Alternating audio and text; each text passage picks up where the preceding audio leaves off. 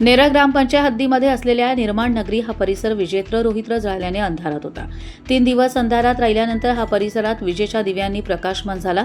दरम्यान कर्जत पंचायत समितीचे सदस्य भगवान चंचे यांनी नवीन वीज रोहित्र आणण्यासाठी दाखवलेली तत्परता यामुळे स्थानिक रहिवाशांनी लोकप्रतिनिधी चंचे यांचा सत्कार केला।